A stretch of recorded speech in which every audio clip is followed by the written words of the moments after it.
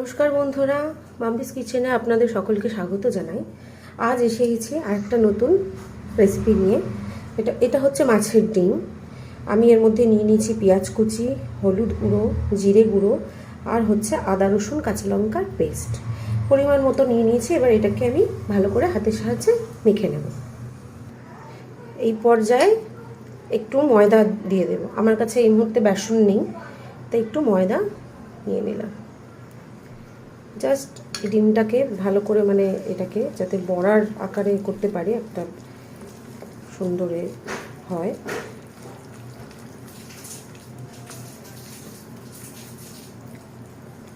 আর একটু লাগবে, অল্প একটু।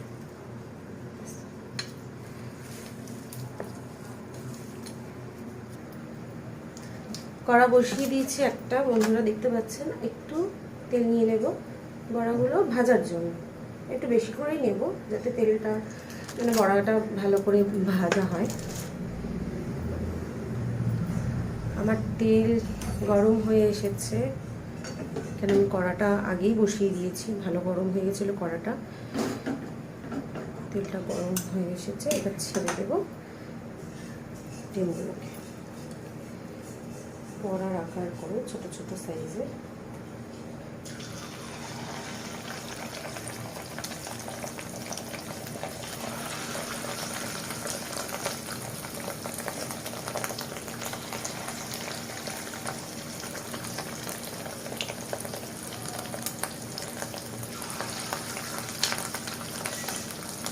যে কটা ধরবে সে কটা দিয়ে দেব।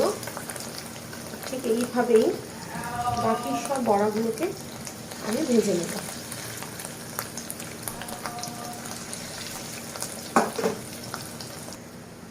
ডিমগুলো ভাজা হয়ে গেছে, আমি তুলে নিচ্ছি। একে একে সব এই ডিমগুলো এইভাবে আমি তুলে নেব। দেখতে পাচ্ছেন বন্ধুরা কেমন হয়েছে বড়াগুলো। ঠিক এইভাবেই সব বড়াগুলো ভেজে নিতে হবে। এবার দিয়ে দেব গোটা গরম মশলা। গোটা গরম মশলায় আমি নিয়ে নিয়েছি একটা শুকনো লঙ্কা, একটু দারচিনি, একটা এলাচ আর দুটো লবঙ্গ।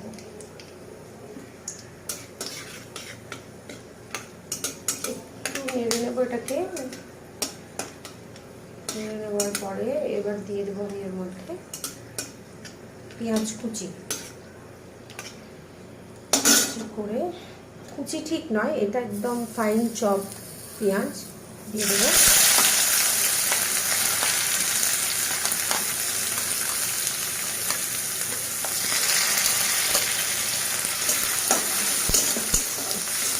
ভালো করে ভেজে নেব। পেঁয়াজটা ভাজা হয়ে গেছে বন্ধুরা, দেখতে পাচ্ছি। এবার দিয়ে দেবো টমেটো। টমেটোর সাথে যেন মনে হয় রান্নাগুলো ফিকা, তাই না? টমেটোর সাথে কোনো তরকারি ভালো রান্না হতেই পারে না, স্পাইসি আর কি।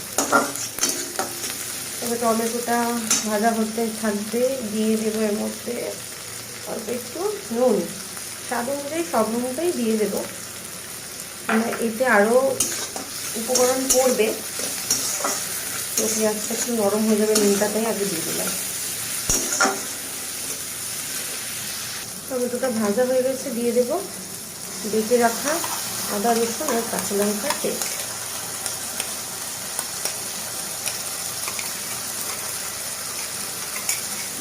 আবার নেড়ে নেবো, ভালো করে ভেজে নেবো। এখানে দিয়ে দেবো হলুদ গুঁড়ো, আর দিয়ে দেবো 1 চামচ ধনে গুঁড়ো আর 1 চামচ জিরে গুঁড়ো। দিয়ে মশলাটাকে ভালো করে কষিয়ে নেব।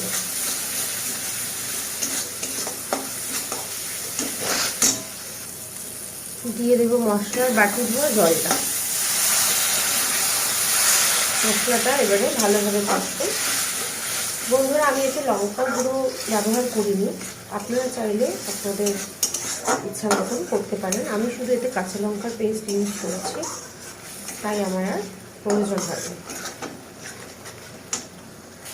মশলার জলটা শুকিয়ে গেছে বন্ধুরা, দিয়ে দেবো কেটে রাখা ডুমো ডুমো করা আলু দিয়ে।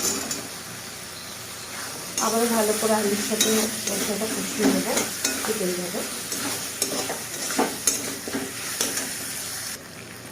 দিয়ে দিচ্ছি রঙের জন্য একটু কাশ্মীরি লঙ্কার গুঁড়ো, রঙটা না হলে ফ্যাকাট ফ্যাকাটে দেখাচ্ছে। আর আলু আর মশলা ভালোভাবে কষে গেছে, এবার দিয়ে দেব সেদ্ধ করে রাখা মুসুর ডাল। এটাই হচ্ছে এই রান্নার একটা স্পেশাল ইনগ্রিডিয়েন্টস। আবারও ভালোভাবে এটাকে ঘেটে নেব। ভাবছেন তো কি রান্না করছি? এক তরকারি দিয়ে ভাত খাওয়া হয়ে গেল, সেই রকম একটা রেসিপি।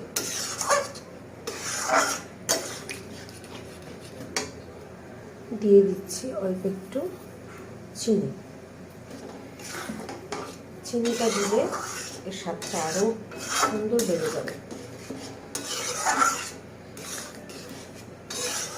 একটু ভালো করে এটাকে নেড়ে চেড়ে ঘেটে নেব। তারপরে এর মধ্যে একটু জল দিয়ে দেব।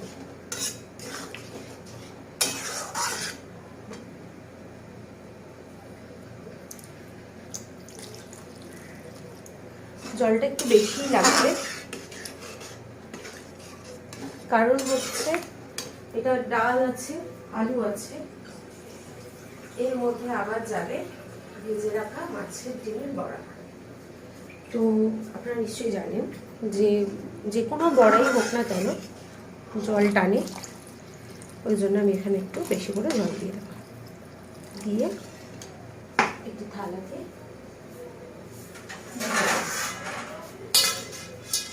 ভালো করে ফুটে উঠবে। এবার খুলে থালাটা দেখে নেব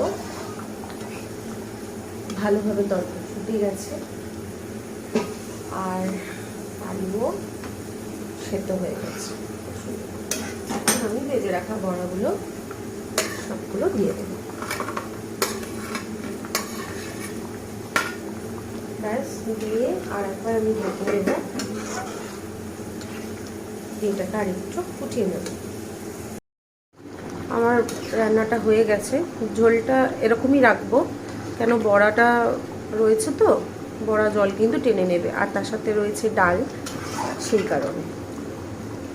গ্যাসের ফ্লেমটা বন্ধ করে দিলাম। এবার আমি এটাকে নামিয়ে দিচ্ছি।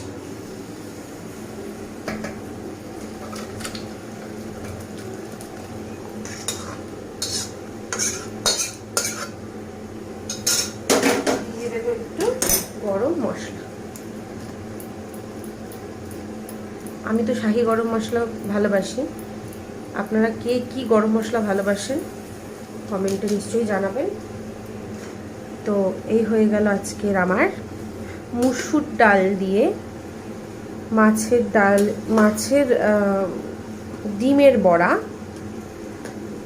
দিয়ে একটা রেসিপি। কে কি নাম দেবেন সেটা আপনাদের কাছে, আপনারা নিজস্ব মতো নাম দিয়ে দেবেন। তো বন্ধুরা, আজকের মতো এইটুকুই। আবার চলে আসব পরে কোনো একটি রেসিপি নিয়ে।